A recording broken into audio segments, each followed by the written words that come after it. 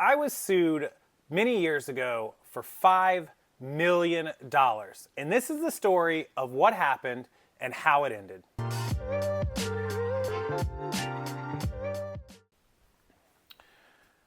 Yeah, welcome back into the channel, Rockstars. And today's video is not going to be news for some of you who have been around my channel for a long time. But if you're new here or you've just started watching me in the last, say, year, 2, 3 years, whatever, this is going to be the story you've probably seen around the internet. So inevitably, when you call out scammers, they always try to deflect, or their horde of sheep try to deflect anything they can back at you. They try to catch that pile of dog, whatever it is, flaming dog poo, and throw it back at anybody they can to get rid of the allegations or the shade that is, deservedly being put on them. And of course, with the recent videos I put out, that's what happened. So let's go back to the beginning, 2012/2013. I was a reseller, which I have been for 15, 16 years, almost 18 years part-time, 15, 16 full-time. And I specialized in the cell phone electronic world. I actually owned a brick and mortar store in the town that I used to live in. I've lived in this house for almost 3 years. This was, of course, 11, 12 years ago. And what we did was we bought cell phones, new and used, and when a cell phone would come through my door, we would call in the service provider, Verizon, AT&T, T-Mobile, Sprint, whoever it was, and they had a phone number that you could call and check on the serial number called an EIN, ESN, and electronic serial number, ESN, and see if it was stolen, reported, blacklisted. If somebody hadn't paid the bill on it, they would shut it down sometimes. So they had a number you could call in. Long story short, I'll try to make this video as short as possible. We'd call it in, confirm that it was good, and then we could buy the phone and resell it. Well, a lot of phones that we bought, we sold to a regular customer of ours in California who would give us a list of all the different phones he was buying, and we would buy up all those phones and ship him a box, and he would pay us for the box, and as long as they were all good, that was the end of it. And we basically assumed he was exporting them out of California to other countries, because that's what a lot of people did. We have no idea what his business did or didn't do. We don't care. All we knew is we could buy the phone for $200, and he would give us $300, and we could buy them up, and it was just a quick, instant flip. So we did a lot of that, and we did not unlock phones or jailbreak phones. In fact, at the time, we didn't even know how. This was a new thing 12 years ago, unlocking phones. Now the laws actually protect a lot of unlocking. You can unlock phones and it's perfectly legal. Back then, it was kind of taboo, and we didn't even do it, and we didn't know how to do it. We didn't have to do it because our buyer didn't care. He was probably unlocking them, full transparency. I would assume if he was shipping them out of country, he had to unlock them. But it wasn't against the law. It was taboo, it was frowned upon, but it was not against the law. But we weren't doing it. We didn't touch them. So fast forward to January of 2013, and we get served with a lawsuit from Sprint in the amount of $5 million. I said that right, with an M, $5 million. Sprint served us with an 1,100-page lawsuit. Literally, it was in a box, a FedEx box, and it charged us with 76 offenses. Now, these were civil offenses, not criminal. It's different from the scammers that I'm calling out on my channel. This was never accused us of doing anything criminally wrong. They accused us of doing something civilly wrong, which they alleged hurt their business and their income. Now, mind you, this was a $55 billion company coming after somebody who at the time, I believe in circa year 2012, I probably did a couple $100,000 in sales, $200,000-300,000 in sales. Best guess, I'd have to go back and look at the tax records. They sued us for $5 million. Now, out of the $200,000 or $300,000 that I probably did that year, probably 20% was Sprint. So 40 grand, 50 grand maybe. They sued me for $5 million, and they made the charges sound bad. Fraud, trademark infringement, software hacking. These are the terms they used in the lawsuit in order to make it look bad for me in court. Well, they also sued 458 people at the same time. which later became known as a shotgun lawsuit. And essentially, they would copy and paste the lawsuit. They would send that lawsuit out to all kinds of people across the country, and it was a money grab. It was a shakedown. It was a bullying tactic. We now know through my videos, seeing a lot of big companies do that all the time. Back then, I didn't know what I know now. I didn't know how to fight it, and I didn't know anything about these shotgun lawsuits or SAD lawsuits. In fact, I didn't know about it until it showed up, and I started reading through it, that some of the names and addresses and contact information were for other people because they had copied and pasted and they forgot to delete certain things or change it. And we filed for a motion to dismiss because we figured this was all BS. I hired a lawyer. Newsflash, a lawyer's expensive. And back then I didn't have the kind of money that I might have now to be able to fight them. Wasn't a smart move. I spent $87,000 in 13 months on 2 different lawyers. IP lawyers are expensive, guys. That's like $7,000 a month, right? $8,000 a month, whatever it was. Well, the motion to dismiss was partially accepted because they forced them to drop a lot of the charges like fraud because there was no fraud committed. They proved, and we proved, that we had called in all of the serial numbers. So what Sprint accused me of doing was buying their phones and unlocking their phones, changing their software, and then shipping them out of the country to sell them, which is clearly what I just explained to you we did not do. We simply bought a phone and sold it to another guy. What he did with it afterwards is on him. They should have sued him. They couldn't find him. They couldn't go after him. They didn't have his information, and they tried to get that from us. So the judge drops a bunch of these charges and only allows Sprint to go forward with the trademark part of the case, which was us using their name, the word Sprint, their logo, in our advertising and ads. So when we would put out like, hey, we have Sprint phones for sale, just like you would on eBay or anywhere else, which we did on eBay, or on Craigslist or Facebook, where we would say, we have these Sprint phones for sale, or we buy Sprint phones. They said we didn't have permission to use their Sprint name or their logo, which is insane. That would be like, I don't have permission to sell my car because BMW says you can't use our name or our logo down there in the wheel, to sell your car or your Ford truck or your whatever, right? That's insanity. It's first sale doctrine. I legally own it. I can resell it as long as it's not stolen. Well, Sprint didn't agree with that, and back then the laws, again, were not the laws that they are now. So we continued to fight this with motions in the courts for months and months and months. I told you it lasted 13 months. It's about right, 12, 13 months of paying a lawyer. I remember it very, very vividly. And we never stepped foot inside of a courtroom. These were literally just, we would file a motion and they would take 30 days to respond. And then the judge would take 30 days to respond to their response and then send it back to us. And we had 30 days to respond. This is why the court systems suck. The only people that make money are the lawyers. It was brought to my attention years later that Sprint spent $130,000 pursuing me, and they only spent several thousand on other people because everyone else rolled over and settled and sent them payments. It's all they wanted was money and a shakedown.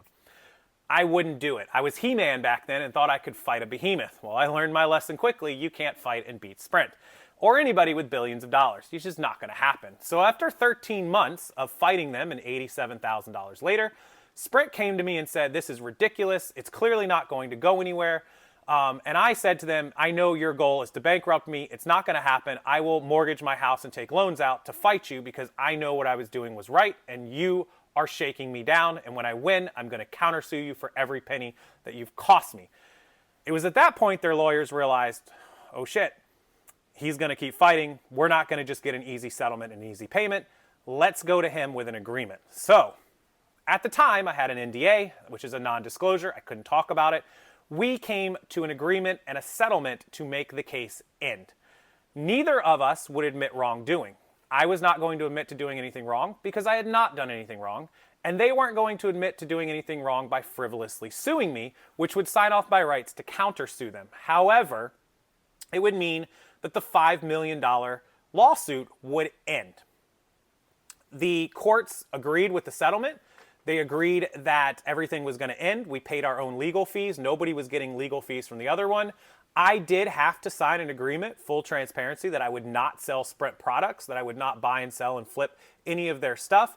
I was perfectly okay with that because even if I didn't have to sign that, I was not going to resell their product out of principle. And that was the end of the court case. Done deal. I have it in writing. I have all of the paperwork. I can back this up.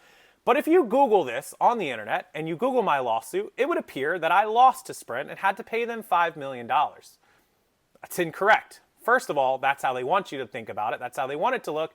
And that's how they do it in the court system. It's very corrupt and very illegal in my opinion, but that's just the way that it works. If you look up the lawsuit, that's the case. And people are going to say, oh, you're lying. You're lying. Guys, if I had to pay $5 million to Sprint in 2013, well, first of all, I didn't have $5 million. I don't have $5 million right now if I had to pay someone. Let's just be completely honest, right? If I had to pay someone $1 million right now, I'd have to sell all my stuff to be able to do it. I could do it, but I'd have to sell everything to come up with $1 million, and I'd have nothing. I'd be completely flat broke, right?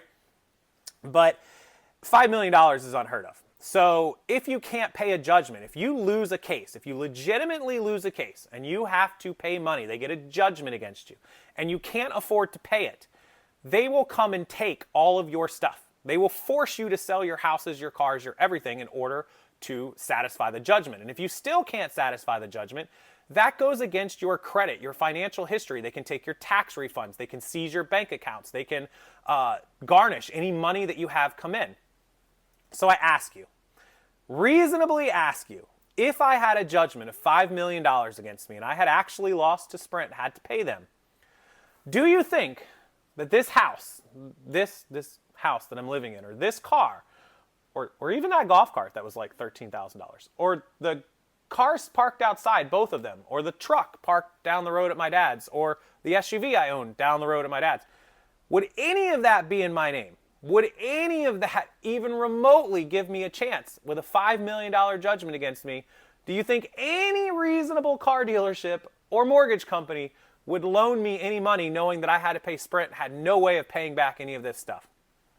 The answer is no. Of course they wouldn't. It's because I don't have a $5 million judgment. My credit score, my credit report is flawless.